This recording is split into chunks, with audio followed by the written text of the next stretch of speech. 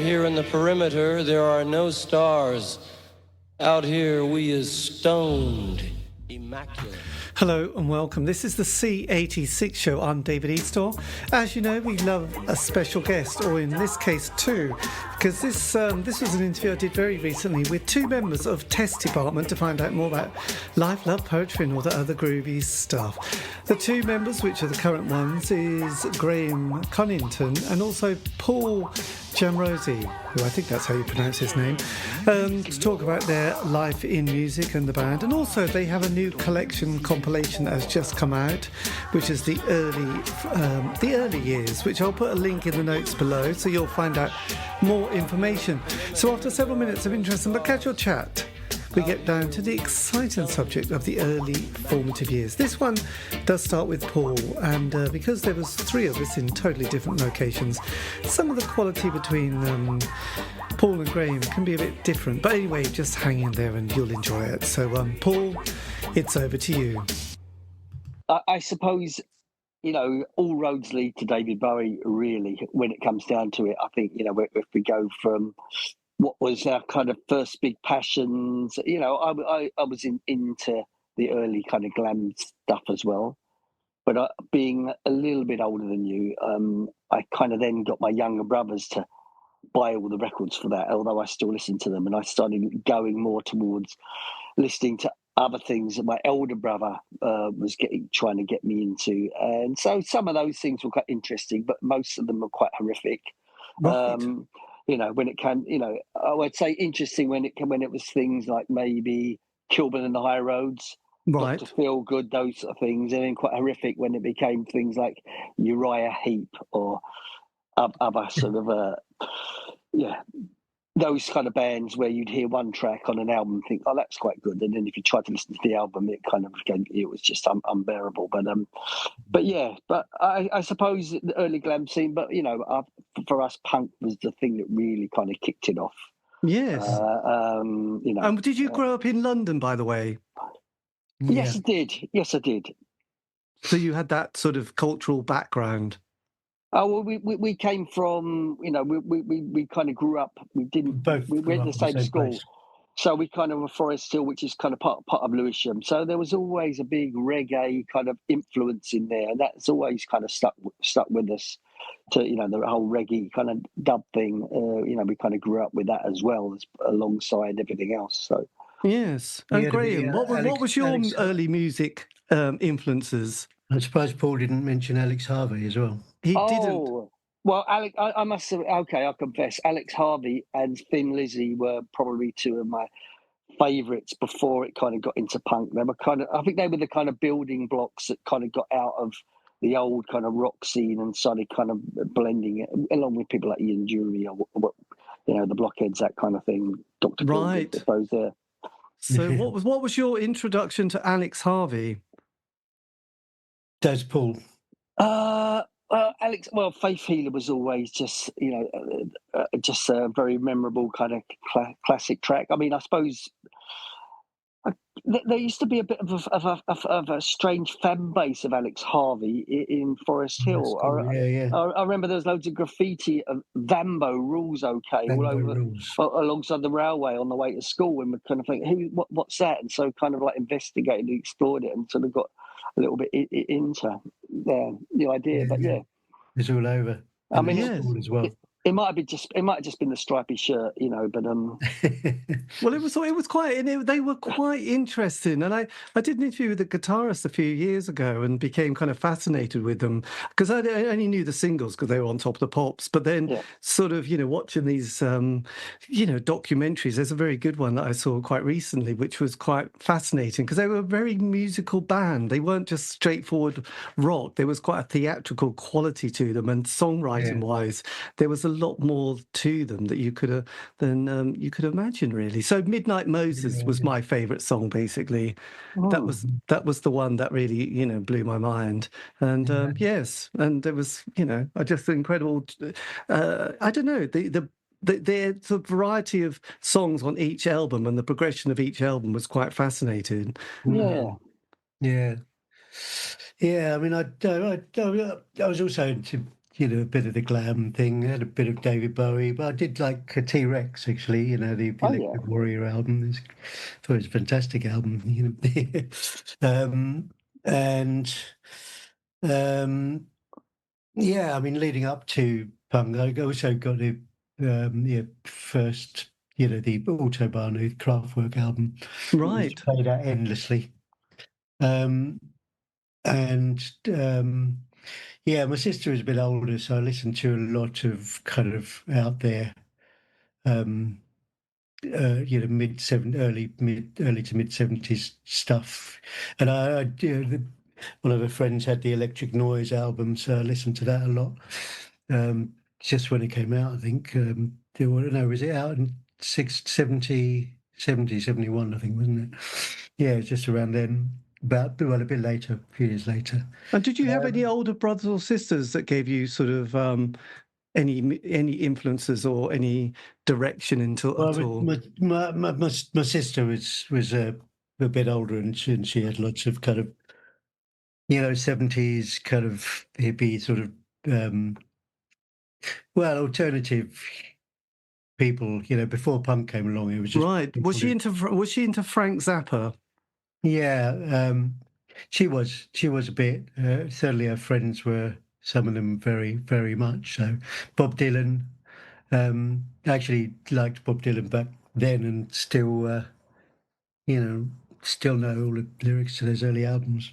Yes, well, But, absolutely. Yes. And so yeah, kind of quite eclectic, because obviously I was into Iggy Pop and the Idiot, that album when it came out. All those albums in '77, along with punk, which were quite groundbreaking. Like so many amazing albums came out in '77, apart from just the punk, the big explosion of punk.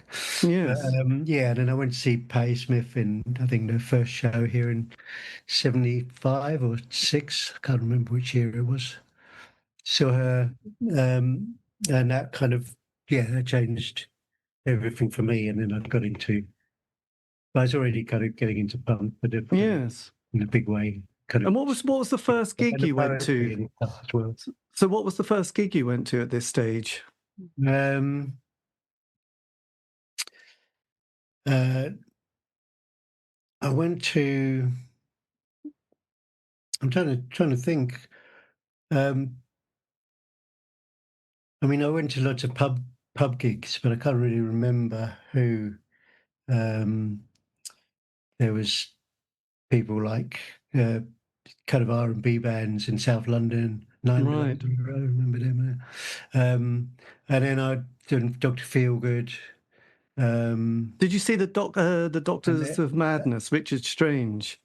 later, Right. I think they saw them in heaven somewhere, didn't they? Mhm. Can't remember it now. And then Patti Smith was the first big gig that really changed me, I suppose, really. Yes. And then I think Stranglers were supporting her. And then At the Roundhouse. Well, I think I remember seeing no, it was Stranglers at at the the Roundhouse as well. that was at the Hammersmith Odeon. Stranglers I saw at a roundhouse with Talking Heads. Yeah, I think I Blimey. went to that one. Yeah, Yes. but we didn't know Groundbreaking each stuff. other then. We knew each other later, even though we went to Right. the same school. We were a year apart, and we actually kind of got together over sort of punk and just after punk, but we were both going to the Roxy. Went to all the punk gigs, the Roxy, and the Vortex, all these punk clubs, early punk clubs, and saw most of the punk bands except for the Pistols, sadly. Right. God, you sort of. Well, I suppose that might have been tricky. What about the New York scene, like people like the New York Dolls and Johnny Thunders and people like that? Did they come on your radar at that stage? I had a Johnny Thunders album, but I think the New York Dolls. I didn't really. Yeah, no, I did have a New York Dolls album actually. And I couldn't say I absolutely loved them, but yeah, there was a kind of something about them. But the American thing wasn't really moving. It was more the British punk thing that I. Well, I think it's interesting because I think at the time I mean, apart from hip hop. Brit punks, we didn't really appreciate the American punk scene, and it was, for us, it wasn't really punk. People like Television or Talking Heads, or even, for me, I never really liked Patti Smith, to be honest. But then you kind of grew up with this really partisan thing for the kind of Pistols and the Clash and what was going on here. But now I look back on it and I think, actually, the Stooges were actually the cream of the crop in many ways. They really kind of did. They were so dynamic in what they were doing. And I think, I don't know to what degree the Pistols kind of took that, via McLaren or whatever. But McLaren was out in New York, wasn't he? And Yes. working with the New York Dolls and stuff. So there was definitely those influences were kind of being brought back. But you listen to the early Stooges albums, and they're phenomenally energetic. Yeah, absolutely. Power. I did have that. I mean, Stooges and MC5 as well. MC5. Detroit. Yes. Family. That was like you say, the seed for punk to grow out of, because really that was the root of it, really. And did the Velvet it felt similar to Velvet Underground? Did they come on your radar at all? Yeah. I listened to them a lot from my sisters and her friends. Yeah, the Banana album and also Lou Reed's Transformer. Transformer was obviously a very inspirational album. Yes. Yeah, I listened to that a lot, and I mean, Velvet Underground, I think, were very influential in my mind for other things, and I still think, still when you go into sort of droney stuff, I still think of the Velvet Underground. With John Cale's violin and that looping kind of like rhythm that just carries on, and it never really goes up or down or slightly. And I still think that is an influence in music in certain aspects of my writing, I think. Yeah, absolutely. And it kind of obviously very, very much influenced. Well, I think Joy Division and similar stuff. There was kind of that kind of monotone guitar stuff, which I think, the atmosphere of that I really, really liked. Yes. When you got to 16, did you leave school at that age, or did you go on to do, after O levels, go into A levels at all, or did you quit at that point? I quit. Did you? That was it? Yeah. And belatedly went back and did uni when I was like 40 or something. So, right. And then did a master's, and so that was kind of, it was a kind of way out from when we kind of stopped doing Test Department, really, and kind of got involved in family more, but then wanted to sort of maintain some sort of creativity and opportunities to kind of keep going forward with the kind of the creative side. So it was definitely worth doing, although I'd probably do it differently if I did it again. But certainly at 16, education didn't really have any, there didn't seem to be that many options around. I'd still remember at school speaking to the education, the advisors there, job advisors, and they were absolutely hopeless. They didn't really offer or give you, so unless you were quite academic and kind of knew what you were doing, there was very few opportunities, really. So yes. So when something like Punk came out shortly afterwards, and it's talking about career opportunities and boredom and all that stuff, it kind of hit the nail on the head for us at that time, I think. Yes. Did you then sort of go into a world of just part-time jobs and creating the band? Yeah, I never really. It came a few years later, didn't it? Yeah, I mean, never really had a proper job. Yeah, it was lots of bits and pieces, and then just sort of got really involved in music in the early days. I started, before kind of got inspired by punk and started doing my own fanzine and at that time. Right. Which was Called called Geek. And we did.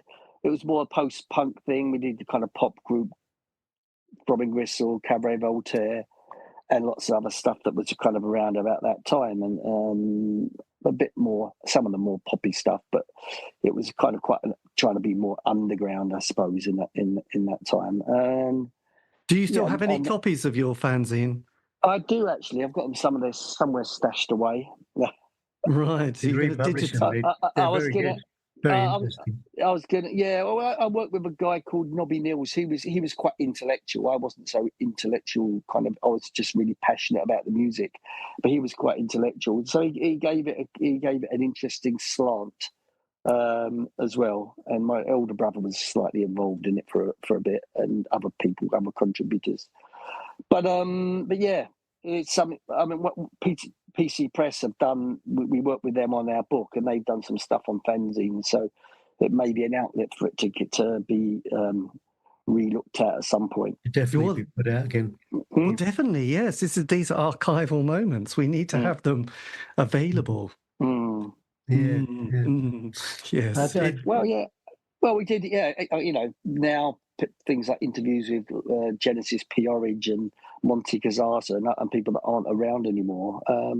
Mark Stewart even as well. There's a lot of people that aren't with us anymore that I spoke to, and so I can't remember what it's like. I'd have to re-look at it.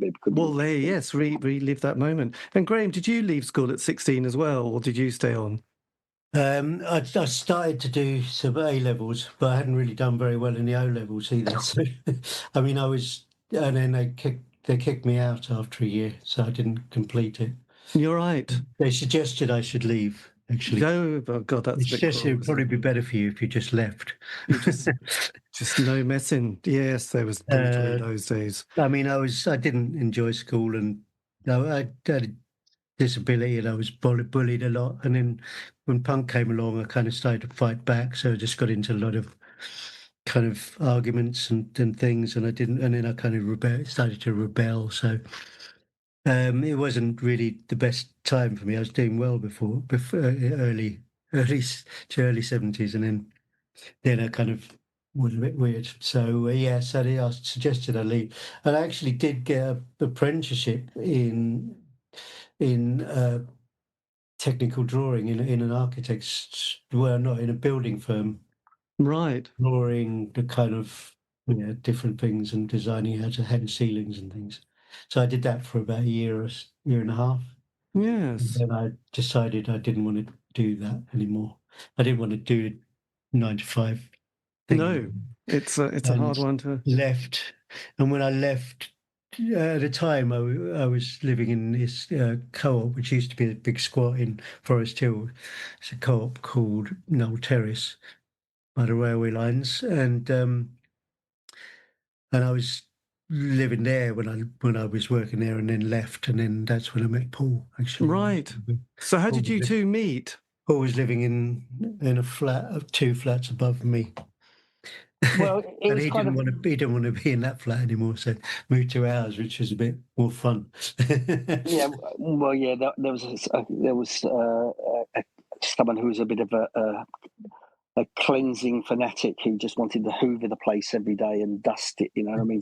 And it's like come on, let's live a life. She was. So I moved out of there, but Knoll Terrace was it was the alternative scene. It became the alternative scene in Forest Hill, or one of the main kind of alternative scenes where kind of punks and a lot of freaks kind of hung out.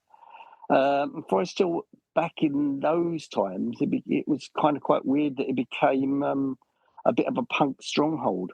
Yeah, the really good record shop. Did a lot of punk records. We had the Damned, Rat Scabies lived up just around the corner. A few other people. So he came to a party in my garage, in the garage of my. Right, God. Yeah, so it was punk central at this stage. It was. Yeah, Don Letts lived there. He was DJing at the Roxy. Right. So Paul Simmons' brother was around a lot. Yeah, there was a lot of people around. The Only Ones lived there. Oh Blimey. yeah, only ones. Yeah, God, yeah. My younger brother was a big fan of the Only Ones, and he became a good mate of Pete Perrett. And so I forgot about all that side of things. Oh God. Yeah. But it was also a bit of a target because it was well known that the punks, there was a lot of punks hanging around in Forest Hill and some names. There used to be like carloads of Teddy Boys come down from Hammersmith and just like look to fight.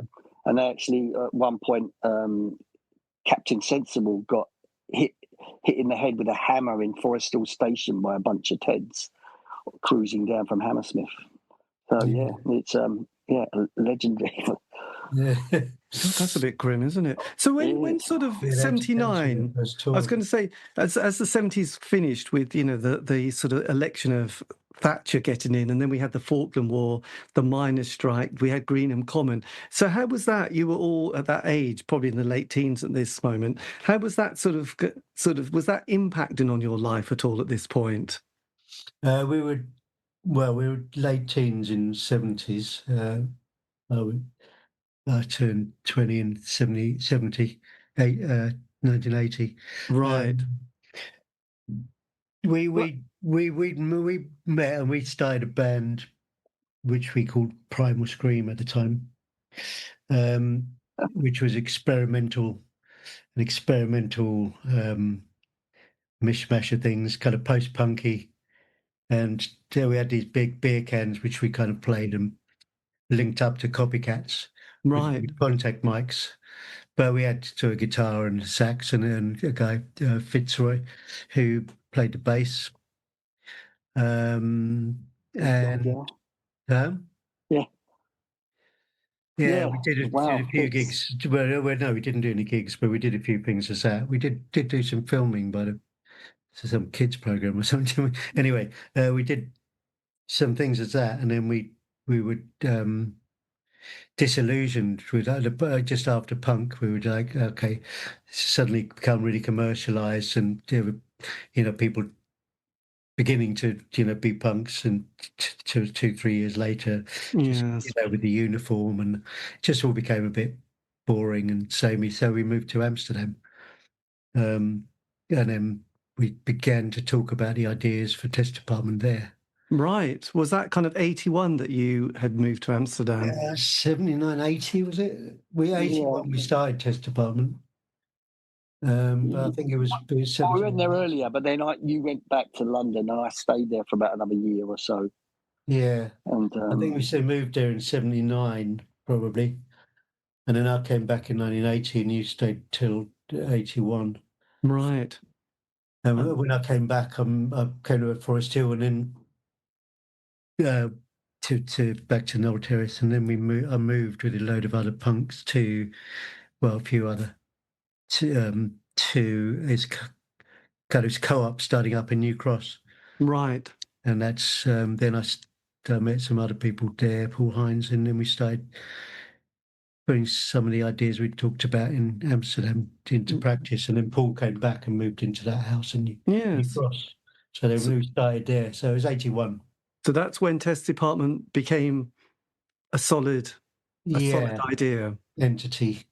Yeah. And did you have a manifesto? Were you having sort of great long political debates about what you stand for and what what was the ethos of the band, and how it was going to be and how you're going to look? It kind of it developed a lot over. When we first moved there, it was just there was a bunch of people from all over the place that just kind of landed there. But then we started to link up with Goldsmith students, and so it was like Angus Farquhar, who's now kind of a famous artist in his own right up in Scotland, doing something quite incredible at the moment in Glasgow Cathedral, and Brett Turnbull, and I think Brett Turnbull, he came to Goldsmith as a painter. And then he started to go to cinema clubs, and he saw a lot of the Eisenstein and early kind of those Soviet films, and he was really inspired by that. And then when he saw us, he kind of really he wanted to start making films with us and sort of turn us Our first gig. into these big, these heroic kind of figures. So, and from that, the idea of like manifestos and that kind of developed out from that time. Really, I mean, it was something we were writing, but it's kind of snowballed from that kind of point. So yeah, our first gig in Lewisham, and Brett did our visuals, and it just developed very quickly. Brett saw us that gig, didn't he? Oh, was it saw us? And then he thought, from that first gig, we got Brett and Jack, who our sound person, who saw us and then wanted to be involved. Right. But I think the sort of political thing, we didn't sit down and work it all out, intellectually, because we didn't think like that, but we had political feelings and ideas, and it just developed more. We kind of had our sensibility, and it all came from that.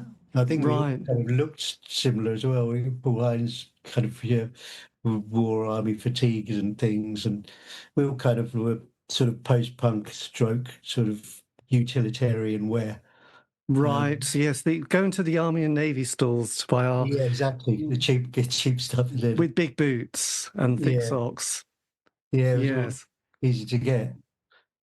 I mean, just when you kind of talked about the political thing, and I'm thinking, like the starting point, and obviously the things like the Falklands War and the miners' strike came after that, and they were things that kind of influenced, politicised us, or made us more directly political during, the early stages of the Test Department. But I think before that, when we were still kind of punks living in Forest Hill, there was a point where there was a huge National Front march, and for some reason they decided that they would start it in Forest Hill, and they met in the pub opposite the station, and it was like the first time there was like a really big National Front presence, and they marched through Lewisham, and that was what ended up in the Lewisham riots, and so Lewisham. Yeah, so we were kind of quite involved in that, and we filmed all that kind of stuff as well at the time. So not involved in the march. No, we were involved in, and it was just quite sad to see, because a lot of young kids who we knew, they would kind of suddenly they turned up wearing kind of like skinhead clothing because it was kind of maybe trendy, or they just felt they needed to be part of something, and so yeah, it was kind of there was definitely kind of odd things, eruptions in the community, and so from that, a very anti-fascistic idea kind of not that we didn't have that before, but it kind of really kind of grew from that, adding a sort of more left wing attitude to things. Yes, well, it was a lot of, and also the government at the time was pushing quite a strong. It became very sort of suddenly the Falkland War and stuff became sort of everyone got very patriotic suddenly, and it was quite overwhelming at times. Yeah, the reaction to that, and then the fact that Thatcher being the most unpopular leader in history before that, and now got worse ratings, and then suddenly the Falklands War, and then she was like, "Yes, I know." Her legacy. I think she almost had a vote in her confidence before, didn't she? And then it turned on a little island a long way away. And but we saw that, and we saw the pomp and ceremony of it all, and obviously we kind of saw, because we've been talking before about forms of propaganda and stuff, and kind of empire and all these different themes. We obviously integrated that into the work, and it focused politicization a lot. Yes. And then the following year was the miners' strike. I mean, that year of the miners' strike, there was some point in the summer when there was some riots going on. There was the miners' strike. There was some other things, and it just seemed like civil war. It seemed like, it did seem like civil war anyway during the miners' strike, with all the roadblocks and everything, people not being allowed to move around the country. But these big battles going on. But at one point, there were so many different things happening in UK that it seemed like there could be a revolution at any moment. It's kind of, for that year, it's kind of weird, except that obviously the force of the state was behind Thatcher. So Yes, well, absolutely. at least And before that, had you seen a band called Rima Rima? The end of the 70s. Was that a band that had come on your radar at all for that very brief moment that they shone? Yes, yeah, I hadn't seen them, but I do remember them. Yeah, I saw them. And one of the most memorable gigs I've ever went to. It was the Final Solution organisation, and they did a sort of mini festival at the YMCA Right. in London, and Donegal Road. it's like Throbbing Gristle, Cabaret Voltaire, Joy Division, Rima Rima, Teardrop Explodes, Echo and the Bunnymen, the Good Missionaries, the Transmitters, a few others, but basically a lot of kind of the major kind of bands that kind of from that kind of post-punk kind of Yes, scene. well, and that was probably Yeah. £2.50 for the entry. I've got a poster I've just saved up. I think it was £1.50, but there you go. Right, 150. Yes, I know. £1.50 a night. I could only afford to go to 3 nights. It was on for 4. I can't remember who I missed, but Jesus, that was So then, once the band, who else was in it at that very early stage? Then was it quite an organic cooperative of a band? Did you sort of try to have some sort of? Oh, did you try and have consensus by total agreement with everybody? Did you ever have voting within the band? I wouldn't say we had voting, or did we? No, I don't think we did. Did everyone have to agree to move a project or an idea on? Didn't seem to be. Later, there were some problems, but it didn't seem to be at that time. Just like people had ideas and they'd be incorporated. I don't know how it was so. It seems a bit too unlikely that it was seamless, but we're all quite different. we're all quite different. But we did have a very egalitarian ethos, which we kind of maintained for the majority of our lives, which was that everyone who was in the band got kind of equal kind of shares, like in the songwriting and that, even if they didn't actually do anything. Right. Which felt just kind of quite normal and at the time, but then later on you kind of slightly start to resent that when you realise actually how much you kind of put into it and how little others kind of contributed or whatever. It does happen. But you hear so many stories, and it's kind of quite shocking. These kind of bands that your New Orders, these sort of people. You think they're best friends, and suddenly they're in court, or and it happens so often. This sort of thing. So yeah, it's a shame. Well, we didn't really make enough money to really have to resort to. Yes, you didn't. The Spandau Ballet moment.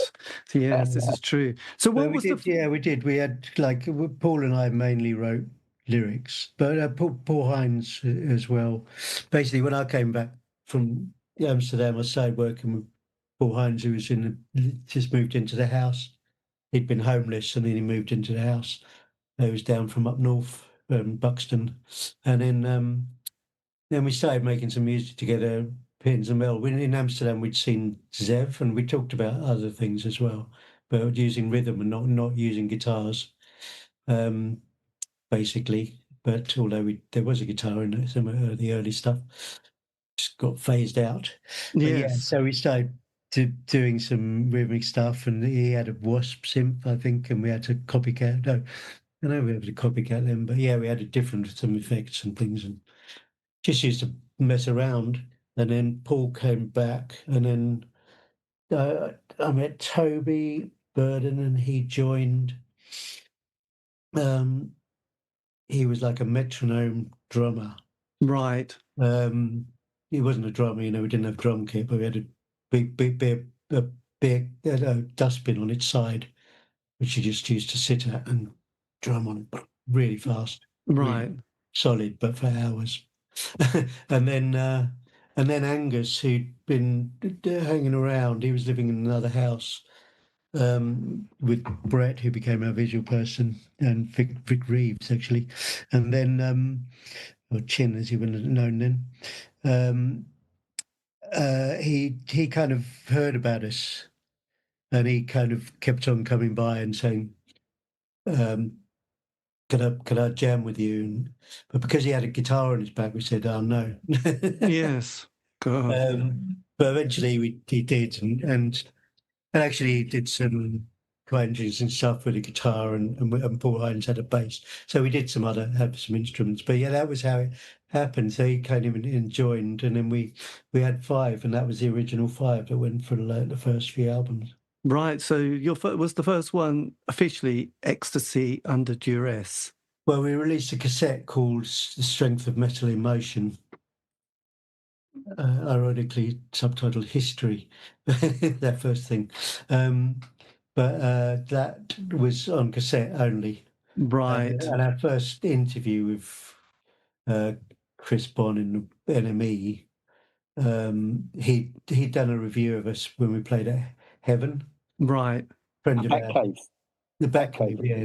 The Batcave. Right. The Batcave in the subway, because the Batcave moved after that, but he was in the subway first. He was in a kind of, what was a kind of strip club afterwards, but up until a certain time of night, it was kind of all these weird bat people. And, yes, absolutely.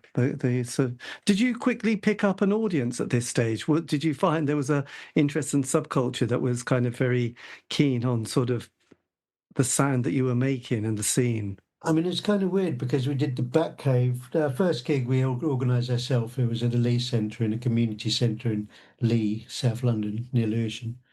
And then after that, we did one in Newbury and then like another hall, Temperance Hall or something. And we did one in a studio in Greenwich where there was some recording studios in the old warehouses.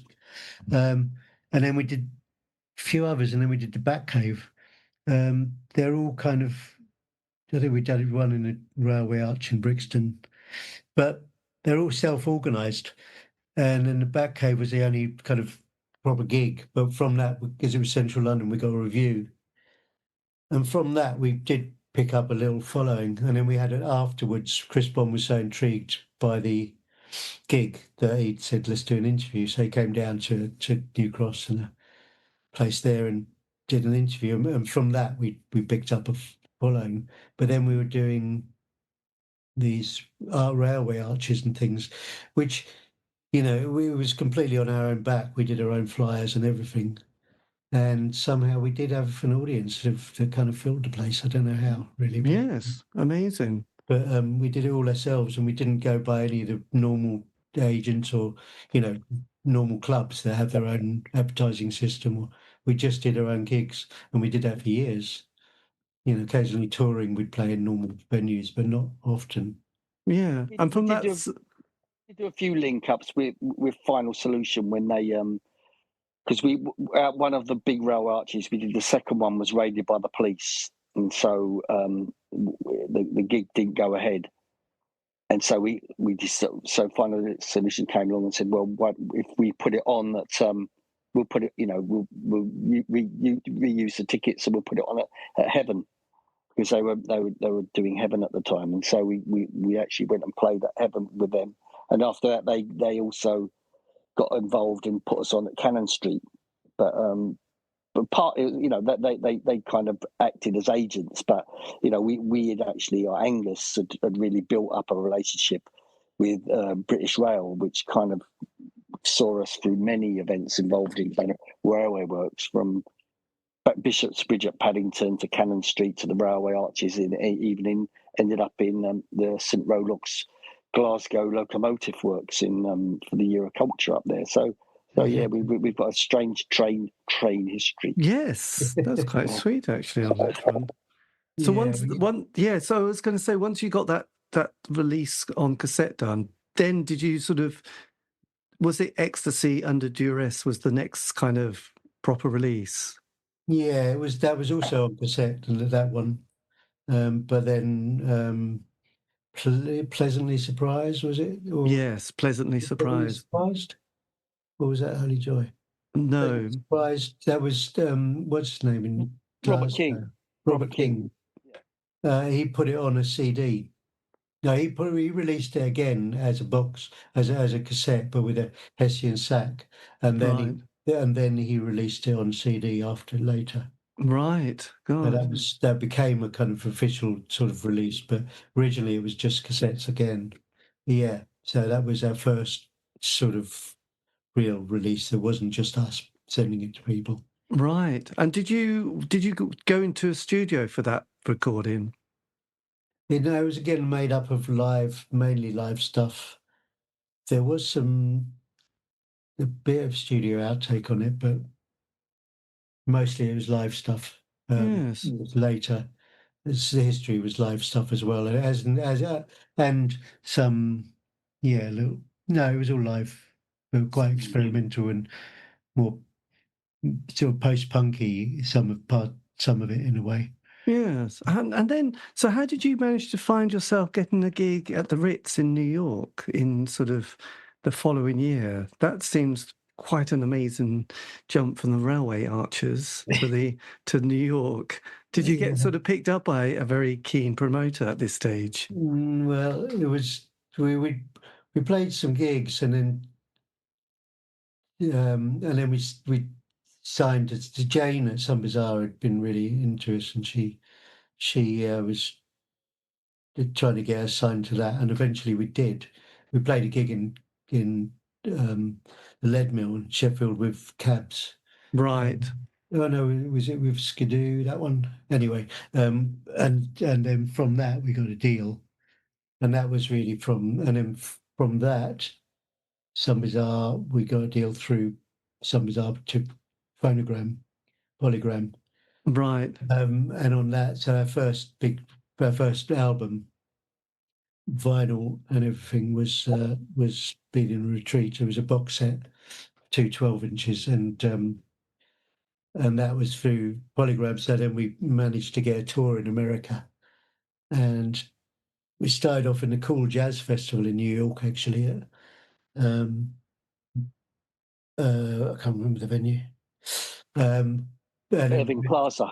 Irving Plaza, that's it. Oh my And then the God. Ritz was, then we went around America, and then the Ritz was when we came back to New York. It was the last gig. But in each city we flew, and we had to find metal and everything in every city. So we were in every city for days looking for instruments. Yes. We And played we with flew Susie and the with, Benches, didn't we? Susie and the we played with Benches in Susie in Santa Monica. Santa Monica Civic Centre, yeah. Blimey. And how did you go down with the audience? Yeah, they seemed to love it. Yeah, I mean, we were very energetic then. We had a lot of energy, and it was kind of, people generally got blown away by the set because it was kind of quite overwhelming. But yeah, audiences loved it all over. Yes. Yeah, don't even And knew what they were going to get, but yeah, they really appreciated it. so when you did Yeah. because you did a John Peel session around this time as well, didn't you? Yeah, the first one. Yeah, And how did that go down? that was just before. I think there was uh, three. Was it? Um, was it? You know, Yeah, I think it was A3. I think it was just before we went. Oh, August. Yes, the 15th of August, 1983. Yeah, So yeah. that So was, that was. We actually did Cannon Street Station. This gig on the concourse in Cannon Street Station. We were trying to get the audience to arrive on trains, but we couldn't manage it. But anyway, we did a gig in the station because it was closed at the weekends because it was in the city. yes. And we managed to get that. And then the next day, we were going to New York. I think it was the next day. We were flying to do a tour of America. I don't know how we fitted things in like that, but we did. Yes, the joy of youth, really, isn't it? And Yeah. enthusiasm. So what was the deal like with Some Bazaar then? Did you get signed by them at this stage? Yeah. Yeah. I mean, it's hard to talk about really because we don't have a great relationship now, but and we can't put out the Some Bazaar stuff, so it's just stuck there. But we, they enabled us to put records out, and they were good records. We got into good studios for the first time. So Steve, I did a lot in terms of getting us that I mean, first of all with Phonogram, but then after that without. But still going to good studios, still got some good experience with it, and spent a lot of money on really amazing record covers, but subsequently thought, oh, where's all our royalties gone? Right. Yes. Yeah. Never mind. But And yeah. So yeah, it enables us to do things and obviously raise our profile hugely. So that that was incredible. yes. Yeah, And then that sort of following year, did you record for the South Wales Striking Miners Choir? yeah. Well, I was part of the strike. Yeah. Cool. I can't remember exactly, but yes, the South Wales. I mean, the history of that. What was that? We were a Labour Party activist wanted to put a benefit on for the striking miners, and Deptford. in Deptford at the Albany, and our sound person really was a big fan of Welsh choirs, and they kind of said, well, why don't we get a Welsh choir to come down and play the benefit with us? But let's get a striking miners choir. But there was no such choir existed. So they got in contact with some pits around South Wales, and they basically organised a choir, and they actually came down to play with us in London, and they did their first rehearsal on the bus on the way down. And It's so, made up of like striking miners from different choirs. Right.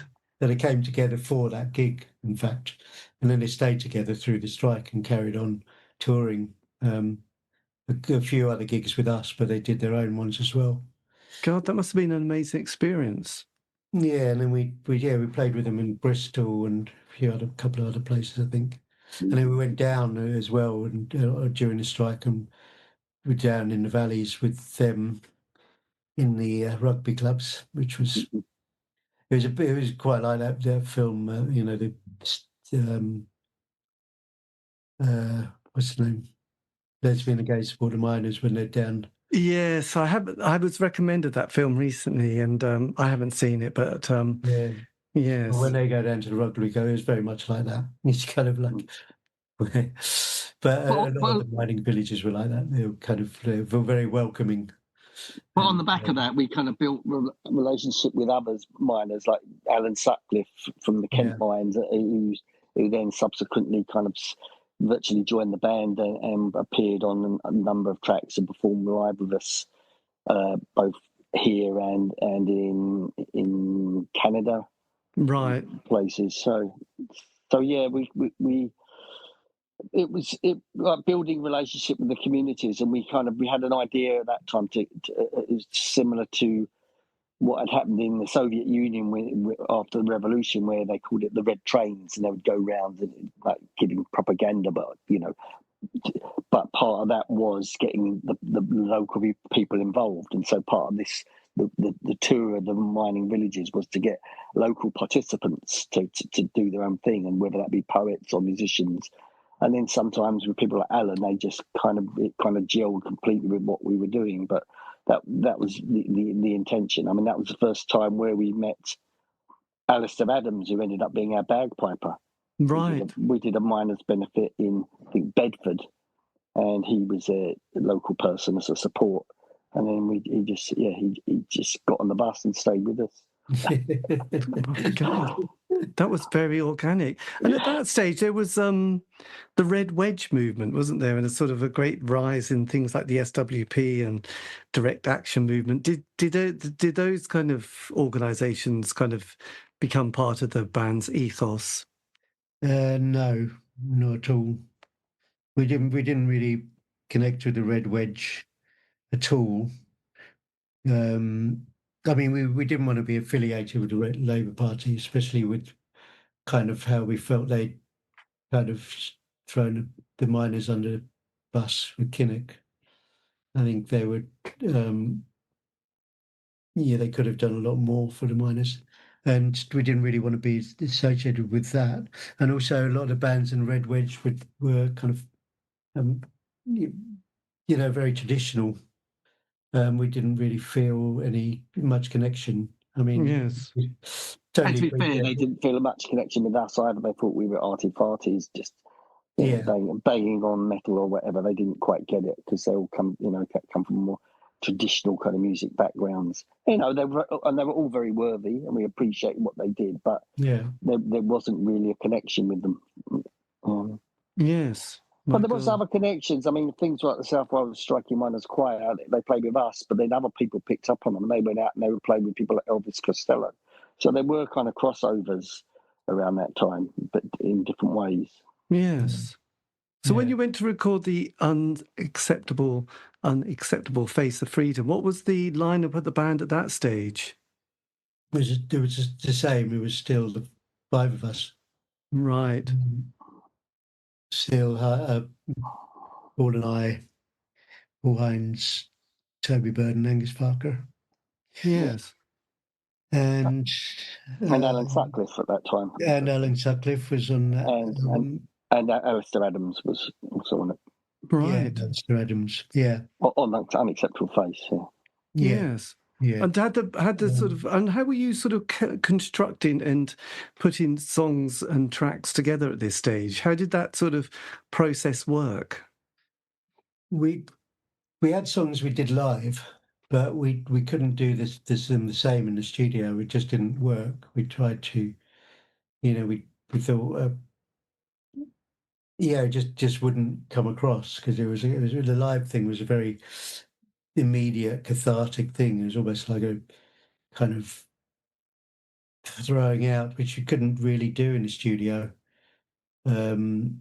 So we kind of approached it differently. So some of the songs we adapted the studio, and some we went in the studio and kind of almost made new, or like kind of wrote or developed in the studio, just using really, amazing studio equipment and effects, which we kind of didn't have in our own rusty basement. Yes. And we worked with Ken Thomas for the first album, Beating Retreat, and for Unacceptable Face of Freedom. And he was a genius. Learned a lot from him. But he also kind of really got into it, and he really helped us transform tracks. And he had a certain mad genius about him, which we appreciated. Yes. He thought we were quite mad as well, so I think it went together quite well. Yes.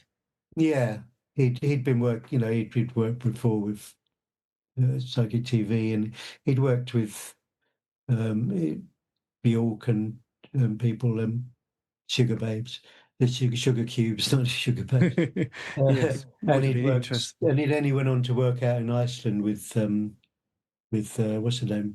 Bjork. Sigur Rós. Oh, okay. He helped to build their studio out there after that. Right. Yes. Yeah, he was a genius, and that he really informed, helped to inform what the Unacceptable Face of Freedom became as well. He was kind of an integral part of the group at that time, I think. Yes. As the 80s progressed, did you become more ambitious as a band and more experimental at this point, trying different ideas? Yeah, I think we expanded maybe in too many different directions, but we were trying to do different things, and I think we became disillusioned with the politics after the miners' strike. It was quite hard to. Well, there was a miners' strike, and then following that, the print workers' strike, which we were involved in as well. Yes. Big benefit for them, and we were down at the Battle of Wapping, which was very extreme. But after that, just felt like we all was lost. Thatcher had won, and I think we wanted to look for something else. And at that time, Angus was a big part of getting us bigger shows, like the Unacceptable Face of Freedom show itself, which we did in Bishopsbridge Maintenance Depot in '86, involving. We'd set an organisation called the Ministry of Power, which was an umbrella for our work, but also incorporating other artists, filmmakers, dancers, activists, playwrights, etc., etc. Yes. So we did these bigger shows, and Angus was integral in that. But he also was getting interested in the ideas of ritual and ceremony, and we had been, in terms of the sort of like pomp of empire and things like that, we were kind of, how these things were used and usurped, and how, say, for instance, religions took old pagan Yeah. things and convert, change them to Christian ceremonies. And I think we were interested in that, but Angus was especially, and we went off into a kind of theatre world for a few years, where we did performances with dancers and with other performers. Yes. It was quite the time, wasn't it? I remember Michael Clark, being with The Fall, and I suppose there was a lot of earth energy stuff that started to happen in the 80s as well, talking of ley lines and cosmic vortex. Yeah, it was kind of the time. I mean, I think a lot of traditional industrial people kind of didn't know what we were doing, and then we maybe lost quite a few people then.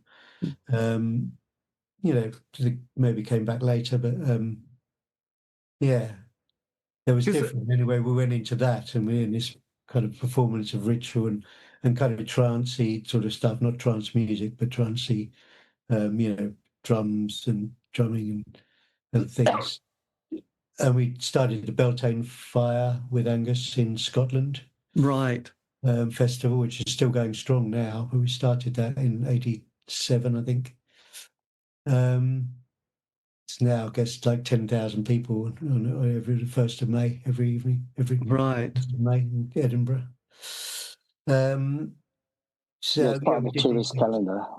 It's part, yes. Yeah. It's now part of the tourist calendar. I think you have to pay now, and it's all kind of very health and safety, like everything. So you can't get near the fire. When we did it in the early days, the first ones, it was a couple of hundred people, friends and people that heard about it, and it was all, just a massive big bonfire, and people were just kind of going mad, like running through the fire and all sorts of craziness. Good fun, but yes, not the sort of thing you'd be allowed to do these days. A little bit too dangerous, but Yes. When you recorded A Good Night Out, was that quite a different process then? Because you incorporated quite a lot of new musicians, and even the didgeridoo came in there, and Sarah Jane Morris was vocalist. Was that quite a different process making that album? Well, it came from, we did a big show in Spain, in Valladolid, called Demonomania. It was part of another Ministry of Power thing, this sort of the next one after. No, we'd done Unacceptable Face of Freedom, and then we did Expo 86, Our Finest Hour, it was called, in Canada, in Vancouver. And then that was, so the third one was Demonomania, third Ministry of Power show was Demonomania in a monastery in Spain, Valladolid. And it was, talking about fascism and the Inquisition and incorporating lots of different things, and Hieronymus Bosch and many things. So the A Good Night Out came from that, and the cover of it is a picture from that show. Right. There was involving hundreds of people. We had students from the music department there. We had actors, performers, dancers from the theatre school there. Yeah, it was quite wild. Well, People out, our own dancers and Sarah Jane and other people. Yeah, it was the centre of the Spanish Inquisition, wasn't it? At that point, did you say that? Yeah, the monastery where we did it. Yeah, the Monasterio de San Benito. So we kind of did it as a kind of exorcism, I suppose, of the space. Yes. So it's quite heavy duty. And how did the poll tax period then, as we sort of slipped out of the 80s into the 90s, did that give you a sense of optimism at this stage of, for once, you weren't on completely the losing side? It's hard being a lefty, isn't it? It always feels like you come out bruised and battered, defeated.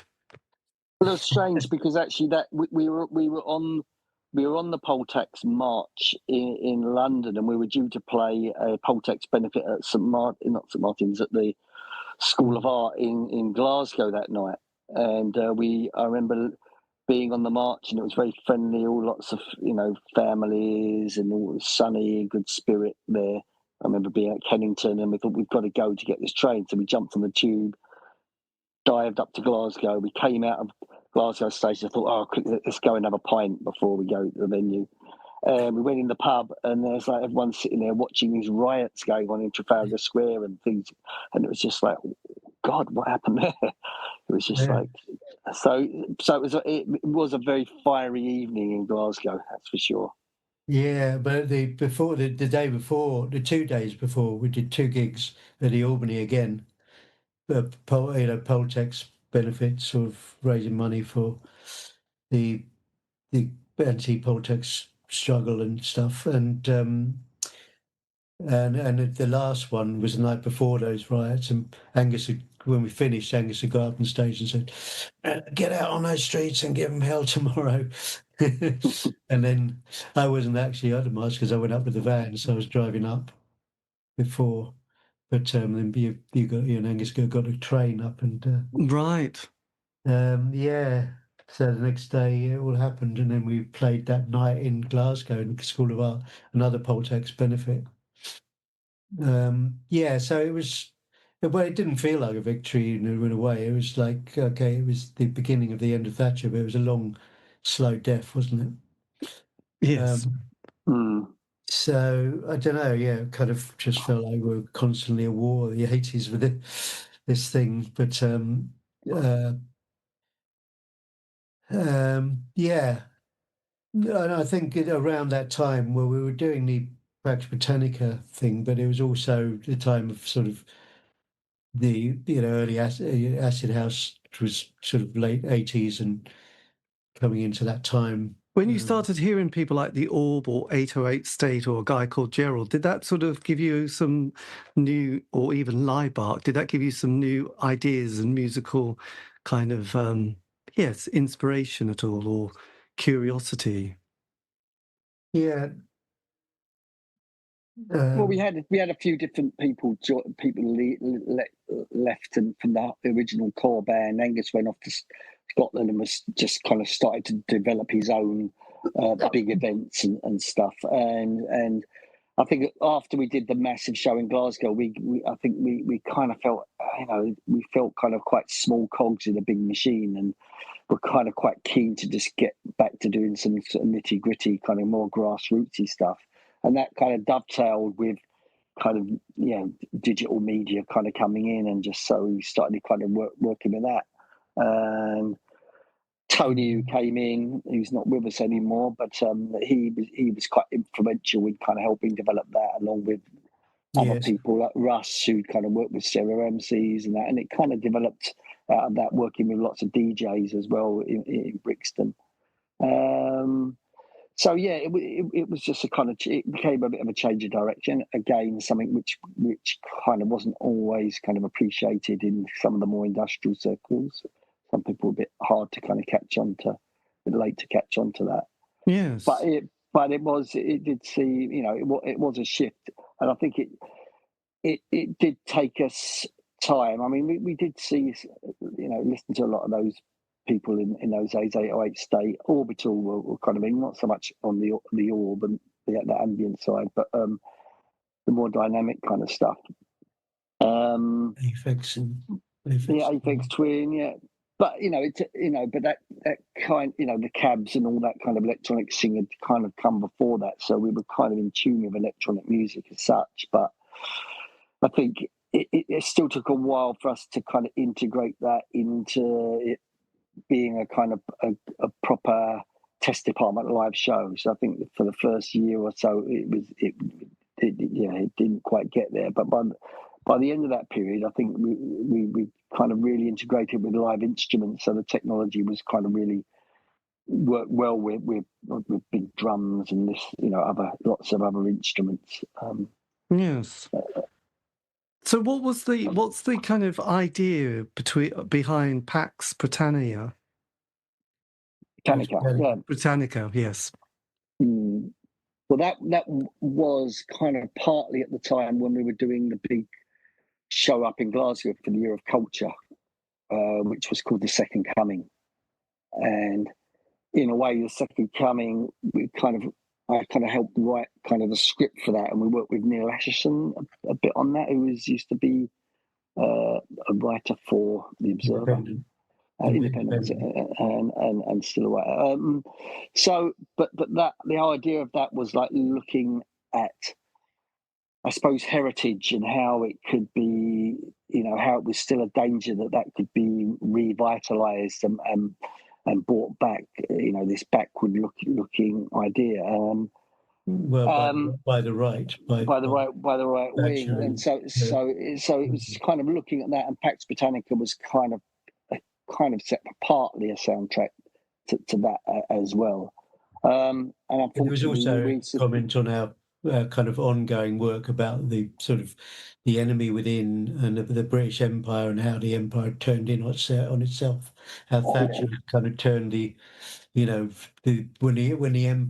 before the empire was all about expanding and going around the world, and then Thatcher kind of turned it inwards when there was no empire left. She turned it inwards to keep up that sort of power kind of idea and stuff, and turned it in on himself. And the enemy within was the kind of colonized people.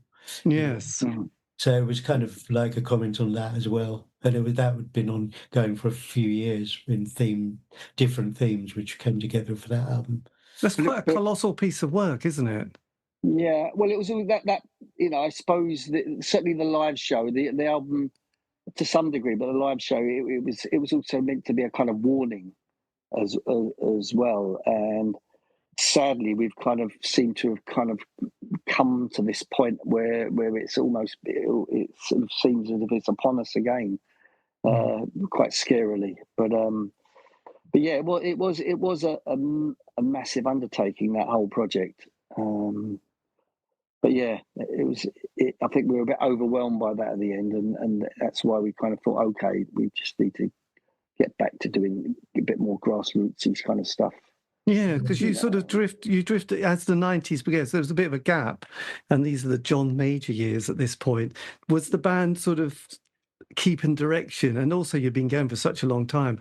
Was it hard sort of keeping that focus and enthusiasm for the next project after that particular release? I think it was. It got a bit a bit sort of mixed. But I think it was also, well, it had come to that point. So as Paul said, it was just a bit overwhelmed with everything. But it wasn't just that work. We'd done the Gododin, we'd done a huge show which toured Europe with that, and we'd done this theatre show in Poland as well. In the few years leading up to the 88, 89, 90. So it was kind of like, okay, what do we do now? And it was kind of like a bit of an unraveling in a way. But it was in the middle of the rave scene, so we were now there with the alternative rave scene, the traveller kind of things, the traveller raves, and the Mutoid Waste Company, and there was all this. That was where our audience was, and where we, played. Yes. So I think that informed the music as well. And we sort of went into that, but I think it got a bit dissipated, with that. It was a bit chaotic, and there was some, But I think it's also about the economics of the time as well. Things had just kind of shifted, where people, a lot of promoters or people were kind of, oh well, why don't we just pay the DJ rather than pay the band, so trying to get money to do big shows became more and more difficult, really. So things took their own kind of natural kind of progression. Yes. And what was your last two albums of the 90s? How did what was your lineup at that stage, and what was the sort of mood of the camp? We did the first two two had left in around 86. Paul Hines and Toby Burden left in 86. Angus left in around 1990.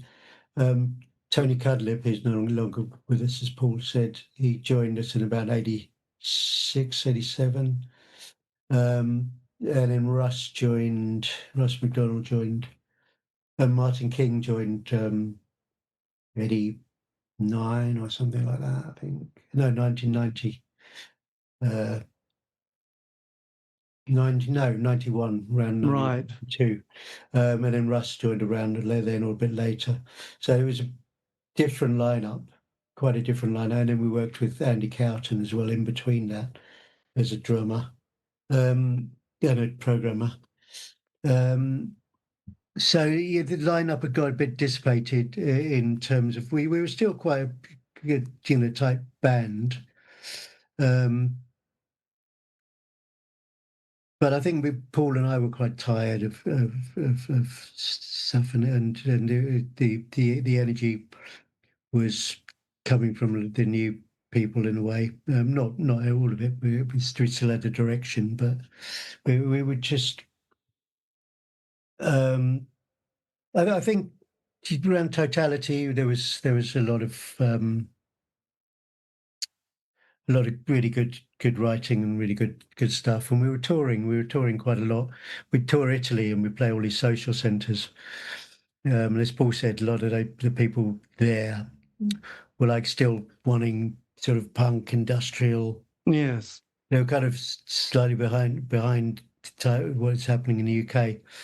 And it's kind of weird because they were saying, "Oh, what are you doing? It's dance music. What is dance music? It's pop, it's like pop or whatever. It's not like."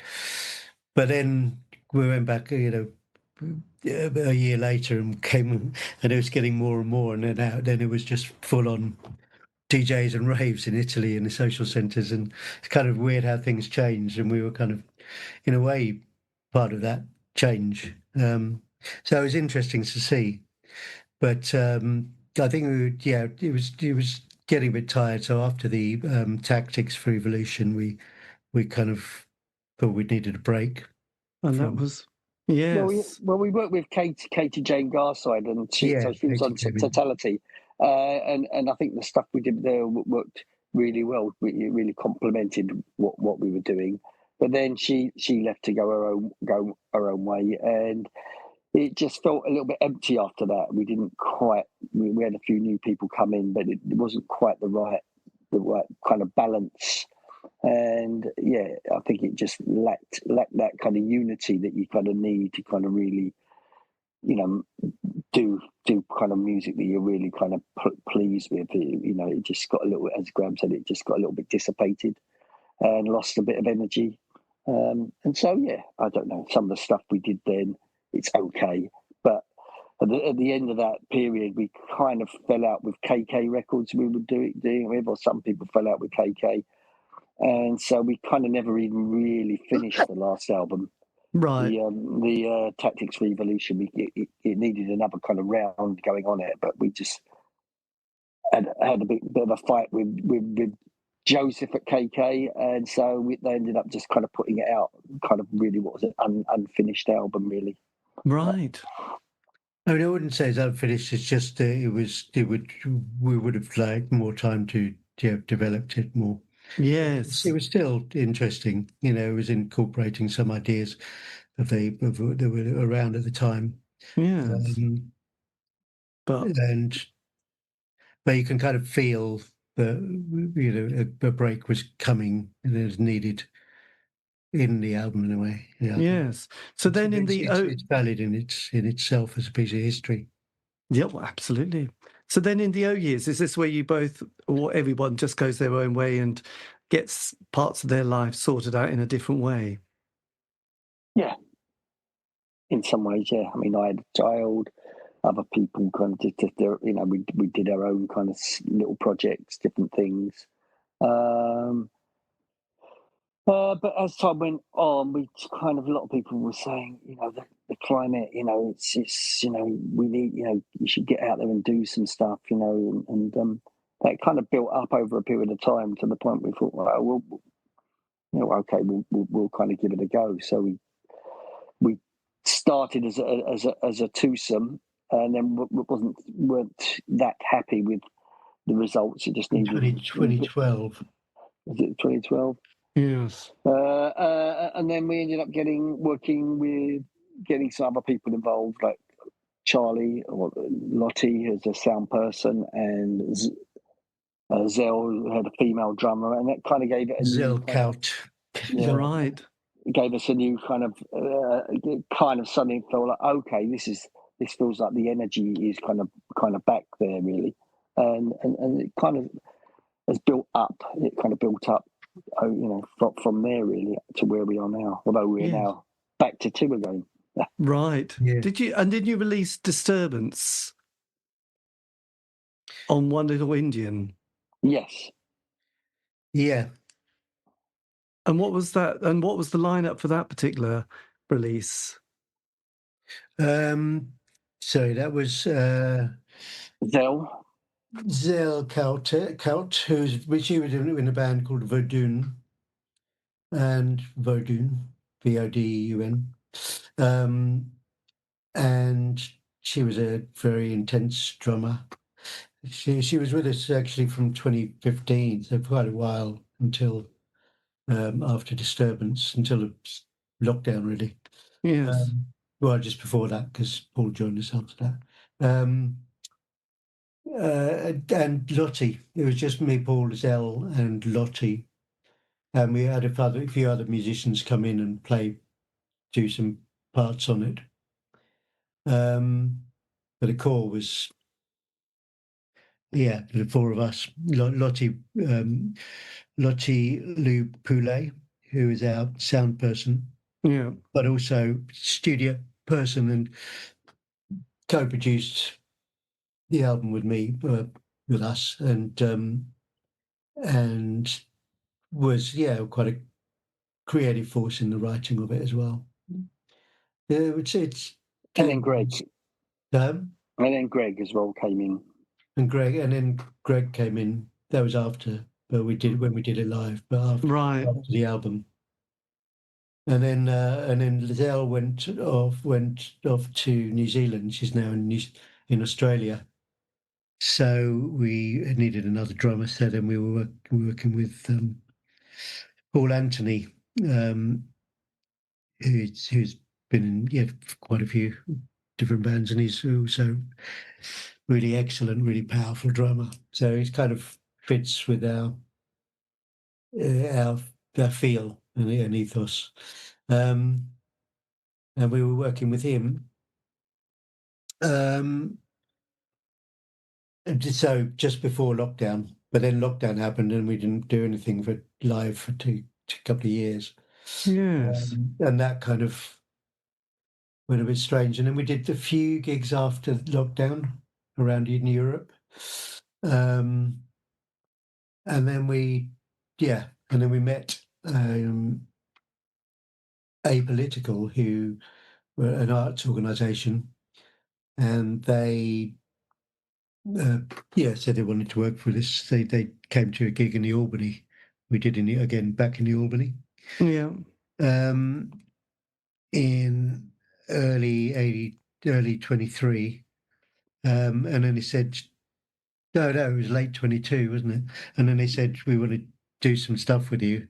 And they commissioned a piece for us to do in a foundry in south of France in autumn 23. We did a really big show where we had a lot of younger people coming in and making instruments. Some of them were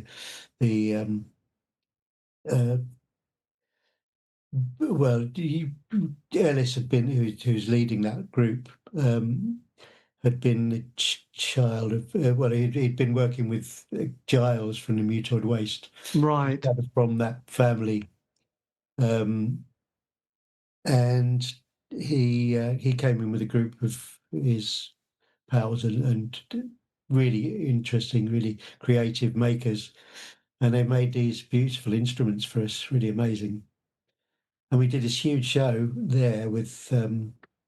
This was again with Paul Anthony, the drummer, and Greg on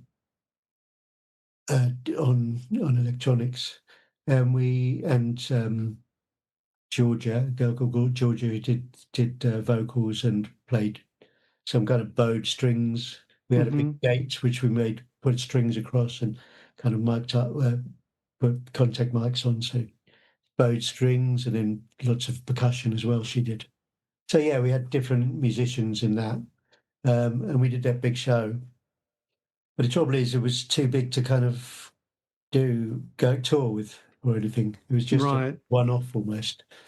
We did it in the we spent a month in the Foundry building, and then we did the show in the Foundry. And after that, we kind of said, okay, what are we going to do? Because we can't tour that; it's too big, and we didn't really want to do what we'd been doing.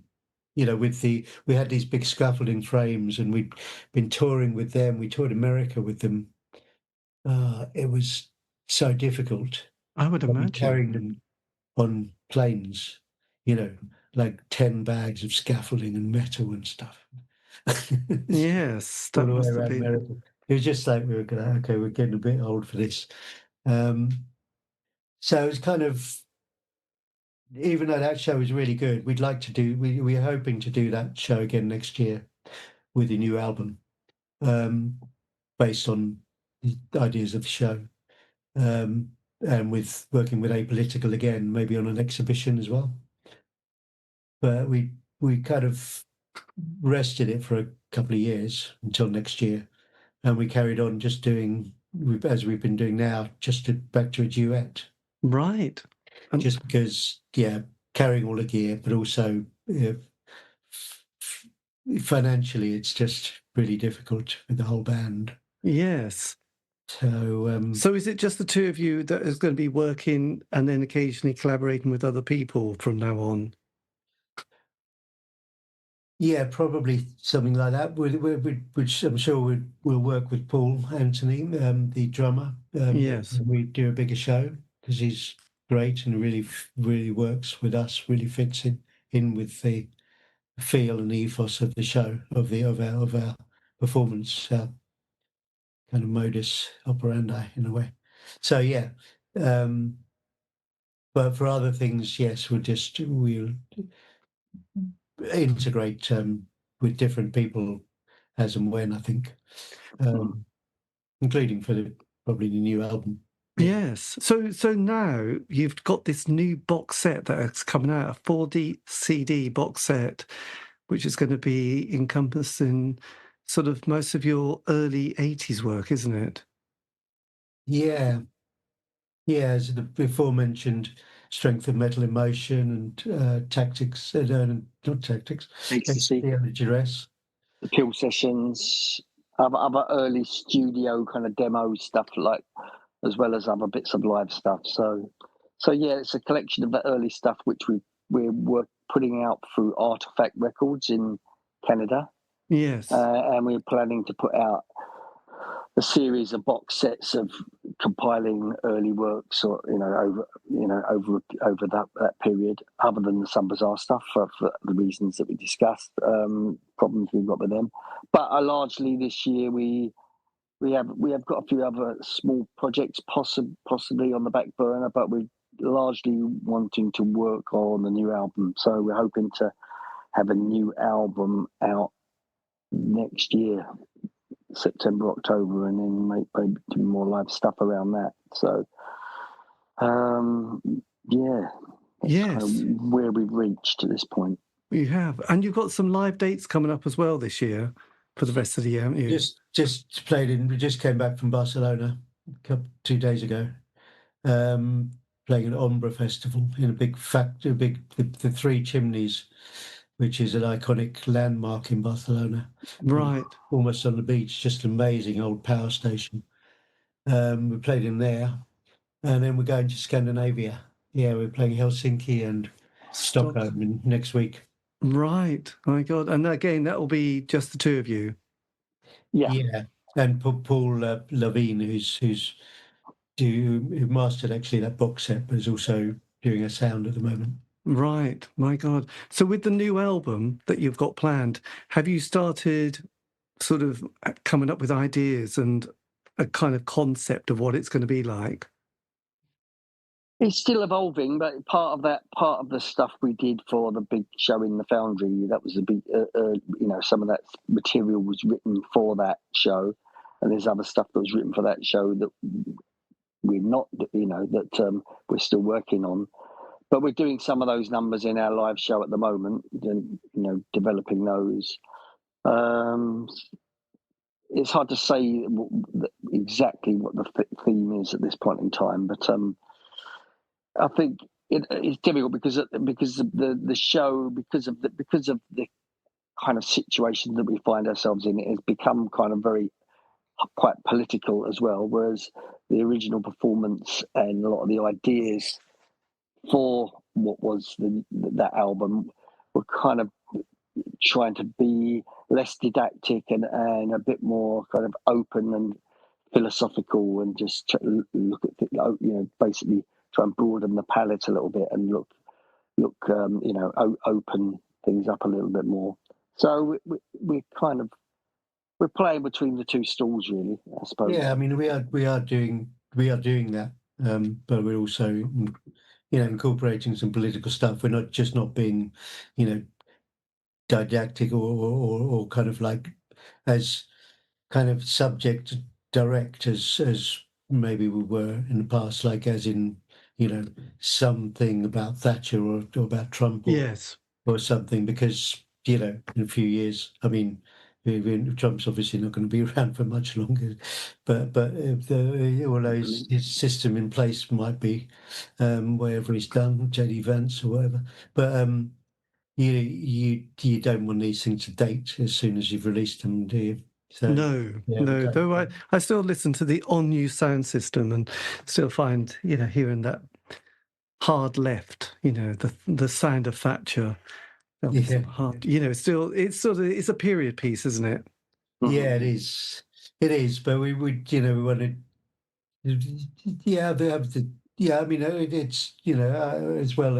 Unacceptable Face of Freedom has got lots of voices on it, but we're kind of trying to just go away from being very direct with that and more, as Paul said, more kind of more philosophical, talking about the wider idea of it. Yes. But I mean, the situation we're in is pretty dark and can't really ignore that. So it's this kind of work which explores that darkness as well. But it's not just that; it's also the mental darkness that we're in, and the kind of fog we find ourselves in, that we're also looking at. Yes, So, absolutely. Yeah. So you'll hopefully and you've got potentially live dates next year as well. Yeah, I think we are looking. I don't know if I'm allowed to announce. We've been asked to play in Canada, kind of in the summer. Right. So maybe we'll do a few dates around then, but largely we don't really want to do too much. But things get offered, we're open to doing stuff. Yes, well, absolutely. So we see where we go. So where will you record this new album? Have you got a studio in mind? Well, we write it in our different working spaces. I've got a studio here, but in terms of mixing, we might. Lottie is up in Wysing now, working there. Cambridge. And Wysing Arts Centre in Cambridge, and it might be that we go up there. She built a studio there. Right. We might go out there and record the live stuff in that. Right. Talking about that, but we haven't got the exact locations or whatever. But we'd probably do that and then see how we mix it. Yes. Are you finding at the moment a younger generation discovering the band and feeling curious? Because I've never realised with the 80s indie scene or independent scene, there's it's interesting seeing who's become quite curious with it at the moment, and the fact that you probably noticed everyone's writing a memoir and there's films and exhibitions coming out and stuff like that. There's a kind of fascination with the layers of the 80s. Obviously, the story of the 80s was told by a couple of people a few like 10 years ago, it was all very the Blitz, Spandau Ballet, New Romantics, Live Aid, and then it's like all these different tribes. I just wondered if you found a different fan base or people being curious. I think there is. I mean, it's difficult. I mean, Because this festival are quite different festivals are quite. We don't really play. We were going to play Glastonbury actually, which got cancelled because of lockdown. But we don't really play those big wide festivals where it's all different things. The festival we're playing quite, is this electronic festival and this. So people in that, there are younger people who definitely, latching on to the music. Yeah. I mean, there's a good audience in Barcelona. There's a big audience, and a mixture, quite a wide range of people. But yeah, a lot of young people there. Yes. There was two big rooms going on, and one was more of a kind of ravey, which is more a younger audience. But then, as one thing finished, they'd filter down into the other room, and you could suddenly see different groups of people coming in and just engaging. So it was really quite nice to sort of see that. Yeah. But yeah. So with for anybody who wants to know, just go to your website, which is up to date and all happening, and you'll put any new information that you've got there, and probably on your social media sites. Yes, the website, testdept.org.uk. And the Facebook is kind of always kind of more up to date. Test Dept UK is more of an archive, but we do put stuff up there. But stuff is out there. I mean, we do use Instagram a little bit as well these days, but yes, we've got to be up with the young people.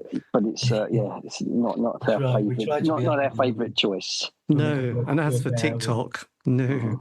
So are copies of the book still available? They are, yes, from PC Press. Right. Yeah. So there you go. And does that capture your early years or much of the history of the band? It does. It's not a book like we started doing this and then we did this and then we did this. It incorporates all that, but it doesn't. It's not a kind of like a story. No, it's about different themes and different things that we've done under different headings, collaborations and political activism, etc., etc. So it's a collection of things, but it eventually incorporates and covers everything we've done from the kind of inception of the band. What does it go up to? It goes up to the DS30 installation we made in Newcastle in 2014. It goes up to that. We've made an installation on the river, on the Tyne. Pause, you're gone. Yes. On the Tyne. And that was actually our comeback. We came back not as a band, but as a kind of art piece. We did an installation of a film on the river. Yeah. Then the audience came on boats to see it. So it goes up to that moment. And then we are talking about, doing a further update. Right. Battery died. Oh, poor old Paul. Yes. Okay. Yeah. No, I'm always curious with about a further update, but it's available at the moment, and the update might be, slightly different in a small, maybe a smaller version. I'm not sure, but we're still talking about it at the moment. We don't know what it's going to be. Okay. Yes. So there's certainly some. So it covers that last big project we did with the On the River. And then things subsequently, we're looking at how we document that. I don't know if it's an add-on, like a kind of thing, or if it becomes a kind of reprint, but smaller, but with newer stuff. Right. It must be fun playing with all your archives and all your different projects that you've done, working at. Looking at the book, we do still have quite a lot. We did have quite a lot, which is surprising, all the places we've lived. and I don't know how we've kind of kept it all together. We still lived in so many different squats and dodgy places, you know. Somehow we still got this archive. And we're talking about with apolitical about an exhibition and then representing the archive as well as new work in a kind of exhibition type thing. Yes. So yeah, that'll be interesting. They work with political artists and they want to work with us, so that's very nice. And they're great. They do some really good things. Fantastic. And you've got the Bandcamp page with all your bits on as well, which is interesting. Yeah. That's that's that. And then we'll see. With the new box sets coming up, and you'd be partly re-releases. Like a Godothin hasn't been available for like 30 years or more. So things like that will be part of the box set, but hopefully some other bits we're searching through and finding little old other recordings or mixes or things like that.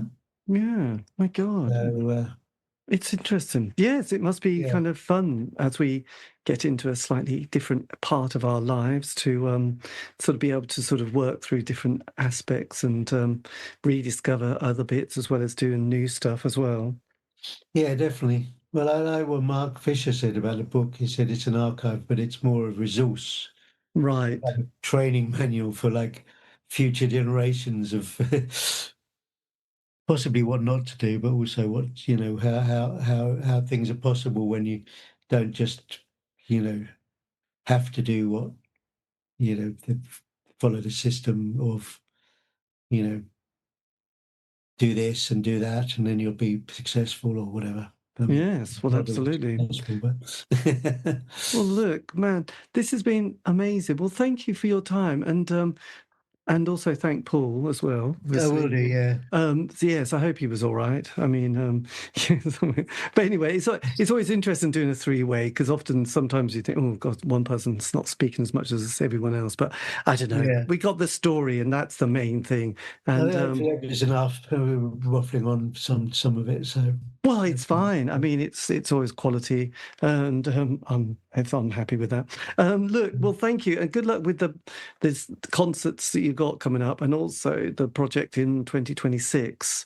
Hopefully, that all goes terribly well, and everyone's happy. And yes, it'll be great. But look, take care of yourselves, and thanks Paul again. This is going to be. So you're saying it's a written thing in. No, it's an audio thing. It's not it's an audio thing. Yes, it's not visual. It's just audio. Oh yeah, it's an audio thing, but not visual. Yes, that's hopefully we sounded okay, and we were quite tired, but well, that's life. Yes, it's winter, as you say. So look, take care. And have a waffle and maybe we would have been negative about the late 90s, but I don't know if we want to really share all that stuff. Well, it's part of the band, isn't it, really? I think that's the main thing. And that's it. And that's it, really. What can you say? Okay, look, thank you again for your time. All right. Thanks a lot. Take care. Thank you. Bye-bye. Bye-bye. Bye. And that is the end of the interview. A massive thank you to both Graham and Paul, who sadly had to leave towards the end because his phone had run out of charge, but much appreciated. And as I said, they have a new collection that has just come out. This has been the C86 show. David Eastaugh. If you want to contact me, you can on any of the social media platform sites. Just do C86 show. And also, all these interviews have been archived on Spotify, iTunes, Podbean. It's true. Have a great week. Stay safe.